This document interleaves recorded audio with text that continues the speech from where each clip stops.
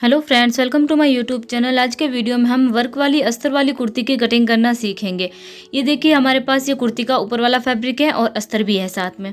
इसमें क्या है, देखिए चाक पर भी वर्क आया है और नेक पर भी वर्क आया है। इसको हमें किस तरीके से अच्छे से सेट करना है कि हमारी कुर्ती हमारे नाप के हिसाब से हो जाए और गला भी छोटा या बड़ा ना हो। तो आप वीडियो का एंड तक जरूर देखिएगा। इस वीडियो में मैं आपको पूरी कुर्ती की कटिंग और उसे अस्तर के साथ सेट करना भी सिखाऊंगी। ये अस्तर का फैब्रिक आया है, मगजी का कपड़ा भी इसमें अलग से आया है और ऊपर वाला फैब्रिक भी है। सबसे पहले देखिए, हमें ये कुर्ती का जो वर्क वाला भाग है वो लेना है और हमें गले की लेंथ देखनी है कितनी रखनी है अपने लहंगे और चेस्ट के साइज के हिसाब से। तो यहाँ पर हम गले की जो लंबाई है वो 10 इंच रखेंगे, यानी कि देखिए जो वर्क दे रखा है इससे 1 इंच ऊपर रहना चाहिए, क्योंकि हम गले पर मगजी लगाएंगे तो उसके लिए भी जगह चाहिए होगी। और कुर्ती के चाक पर जो वर्क आया है उससे नीचे तक हमें 1 इंच जगह चाहिए होगी। तो वर्क है लगभग 27.5 इंच तक, तो उससे 1 इंच नीचे यानी कि 28.5 इंच तक हमें कुर्ती की लंबाई रखनी होगी। ठीक है, इस हिसाब से आपको अपने कुर्ती की लंबाई देखनी है, चेस्ट के साइज के हिसाब से गले की लंबाई देखनी है। उसके बाद वर्क के हिसाब से देखना है कि हमारी कुर्ती की लेंथ कितनी होगी। वर्क के हिसाब से हमें कुर्ती की लेंथ रखनी होगी, अपने हिसाब से हम नहीं रख सकते हैं इसमें। ठीक है, तो सबसे पहले हमने कपड़े को डबल फोल्ड करना है और एक साइड से इसे सीधा कर लेना है काट के। फिर हमारी जो कुर्ती की लेंथ आई थी वो 28.5 इंच आई थी, हम तो यहाँ पर 28.5 इंच पर निशान लगा लेंगे। उसके बाद मैं आपको दिखाऊंगी कि इसे हमें वर्क के साथ सेट किस तरीके से करना है, ताकि चाक भी छोटी बड़ी ना रहे और गला भी एकदम परफेक्ट बने। अब हम यहाँ पर 28.5 इंच पर कपड़े पर मार्क करेंगे और कुर्ती की लंबाई निकाल लेंगे। अब हमें अस्तर पर पहले कुर्ती की कटिंग करनी होगी। पहले तो हमें अस्तर का पन्ना नाप लेना है कि इसमें कुर्ती का जो चेस्ट का साइज है वो बराबर होगा नहीं। यहाँ पर हमें 36 इंच का बनाना है और कुर्ती का जो पन्ना है वो लगभग 21 इंच का है, तो इसमें आराम से हो जाएगा। अगर थोड़ा बहुत कम पड़े 1 से 1.5 इंच या 2 इंच तो आप इसमें जॉइंट डाल सकते हो साइड में। ये कुछ इस तरीके से करके जॉइंट डाल सकते हो, वरना आप कुर्ती डबल निकाल सकते हो। ठीक है, यहाँ पर हमें 36 इंच का ही बनाना है तो इसमें आराम से हो जाएगा। अब हमारा जो कपड़ा है वो डबल फोल्ड है, ये थोड़ा सा चिकना है कपड़ा और थोड़ा सा कड़क है, तो इसे काटने में दिक्कत आ रही है। तो हम क्या करेंगे, कपड़े को डबल फोल्ड करके इसके 2 टुकड़े कर लेंगे कुर्ती की कटिंग के लिए। यहाँ लंबाई में से हमेशा तो हम इसे 4 फोल्ड करते हैं, लेकिन यहाँ पर हम इसके 2 टुकड़े करके फिर कटिंग कर लेंगे, इससे कटिंग करने में आसानी होगी। ये कुर्ती के 2 पार्ट हो गए हैं। अब हम इनको डबल फोल्ड करेंगे लंबाई में। ठीक है, अब इसके ऊपर हमें दूसरा वाला पार्ट भी रख देना है लंबाई में फोल्ड करके और अच्छे से सेट कर देना है। ऊपर नीचे कहीं से भी छोटा बड़ा नहीं होना चाहिए और साइड में से भी चारों पार्ट्स बराबर रहे, इस बात का आपको ध्यान रखना है। जो खुली वाली साइड है वो दूसरी तरफ रखनी है हमें और जो बंद साइड है वो हमें अपनी तरफ रखनी है। ठीक है, यहाँ तक हो गया। अब हम इसे अच्छे से सेट कर लेंगे। ऐसे नहीं हो रहा है तो आप कपड़े पर हल्की सी आयरन कर सकते हो, जिससे कपड़ा अच्छे से सेट हो जाए। अब गले की लेंथ यहाँ पर हम रखेंगे 10 इंच की। आप अपने लहंगे के और चेस्ट के साइज के अकॉर्डिंग रखिएगा। और गले की चौड़ाई रखेंगे लगभग 3.25 इंच। ये देखिए, यहाँ पर 3.25 इंच पर लंबाई हो गई 10 इंच और चौड़ाई हो गई 3.25 इंच नीचे से। अब ये जो नीचे वाली लाइन है बॉर्डर से हम 3 इंच ऊपर एक निशान लगाएंगे, यहाँ से भी गले की चौड़ाई 3.25 इंच ही रखेंगे। ठीक है, अब हम ऊपर से नेक की जो चौड़ाई है वो लेंगे लगभग 1.5 इंच की।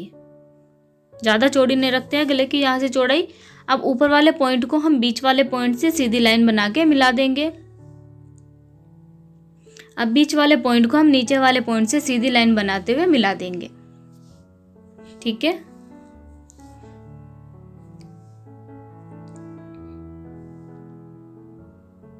अब यहाँ पर हम आधा इंच पर गोले देंगे, आधा इंच से भी कम कपड़े में। इस तरीके से जो लाइन बनाई है हमने, इससे थोड़ी सी दूरी पर हम इस तरीके से गले को शेप दे देंगे और यहाँ पर लगभग 1.25 इंच पर निशान लगाएंगे और गले को शेप दे देंगे।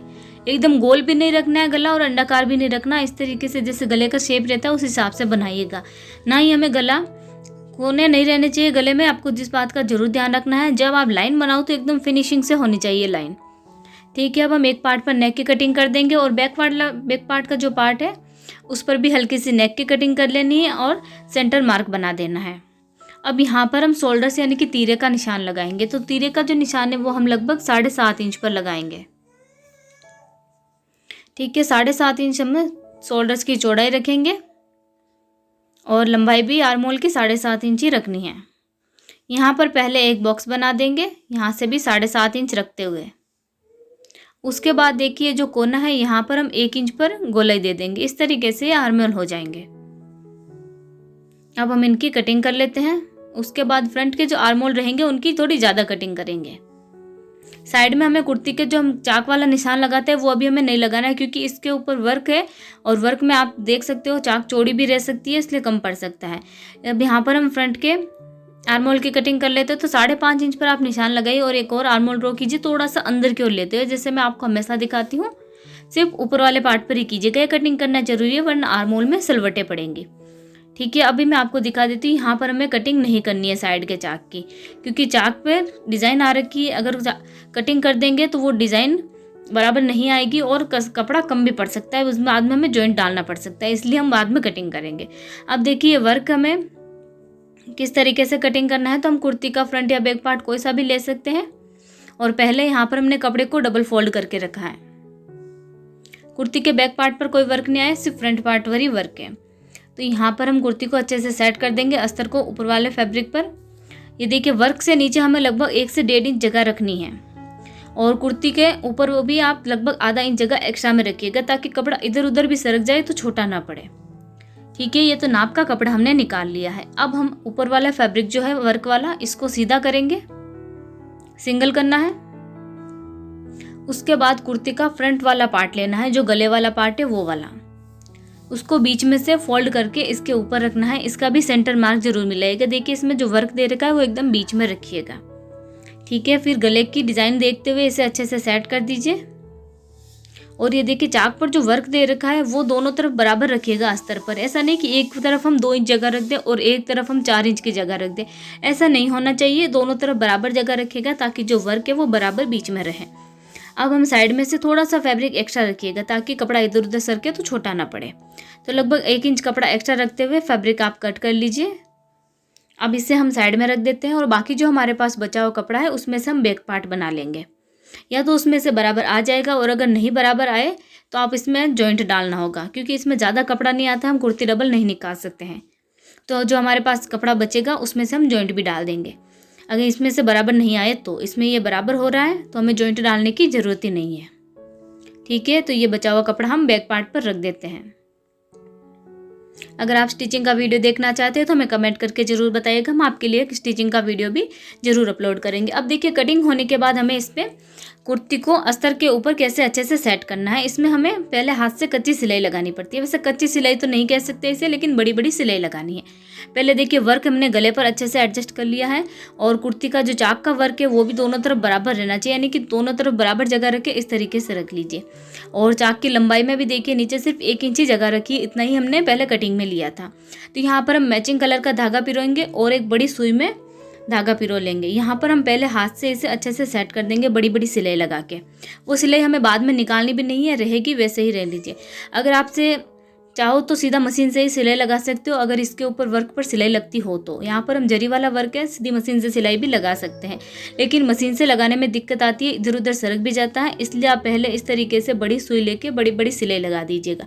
ऊपर तो बारीक ही लगनी चाहिए सिलाई, क्योंकि हम ये सिलाई वापस नहीं निकालने वाले हैं। तो ऊपर की तरफ तो छोटी आप स्टिच लीजिएगा और अंदर की तरफ बड़ी बड़ी 1 से 2 इंच दूरी पर आप सिलाई लगा सकते हो। इस तरीके से हमें चाक को सेट कर लेना है। पहले कुर्ती को और ऊपर वाले फैब्रिक को और अस्तर को अच्छे से सेट कीजिएगा कि इतनी जगह हमें रखनी है, वर्क पर गले पर इतनी जगह रखनी है, चाक पर इतनी जगह रखनी है। देखिए हमने यहाँ पर बड़ी बड़ी सिलाई लगाई है काफ़ी। पहले हमने चाक पर सिलाई लगा ली, अब हम गले पर सिलाई लगाएंगे। गले पर सिलाई लगाने के बाद हमें क्या करना है, आधी दूरी में सिलाई लगानी है। हम सेंटर से सिलाई लगाना शुरू करेंगे। तो यहाँ से हम शुरू कर देते हैं और यहाँ पर भी बड़ी बड़ी सिलाई लगाएंगे। कपड़े को अच्छे से प्लान कर लेना है, इसमें बिल्कुल भी सलवटें नहीं रहनी चाहिए। इस तरीके से अगर आप पहले स्टिच करके उसके बाद मशीन से स्टिच करोगे तो इसमें बिल्कुल भी झोल नहीं रहेगा और ना ही ये जो वर्क है कुर्ती का वो नीचे की तरफ लटकेगा। पहनने के बाद भी ये अच्छे से रहेगा। सिलाई लगाओ तो आप डबल धागा ले लीजिएगा और बाद में अच्छे से पक्की सिलाई करके इसे पैक कर दीजिएगा। देखिए नेक पर भी गले को इस तरीके से सेट करना है कि जब हम इसके ऊपर मंगजी लगाए 2-3 बार सिलाई लगाए तो उतनी जगह हमारे पास रहे, वर्क के ऊपर ना आए मंगजी। इस तरीके से इसे अच्छे से सेट करना है, उसके बाद ही सिलाई लगानी है। पहले हम आधी दूरी में सिलाई लगा लेंगे, उसके बाद दूसरी तरफ वाला जो गला है वहाँ पर भी सिलाई लगा लेंगे। ये देखिए हमने पूरी कुर्ती को अच्छे से स्टिच कर लिया। इससे आसानी रहती है सिलाई करने में, इधर उधर नहीं सरकता है कपड़ा। ये गले का जो हमने कपड़ा है वो कट कर दिया था क्योंकि बीच में इससे खिंचाव आ रहा था। अगर आपके पास कपड़ा कम हो तो गले के कपड़े में से आप टुक्की भी बना सकते हो। स्टिचिंग का वीडियो हम आपके लिए नेक्स्ट वीडियो में बताएंगे।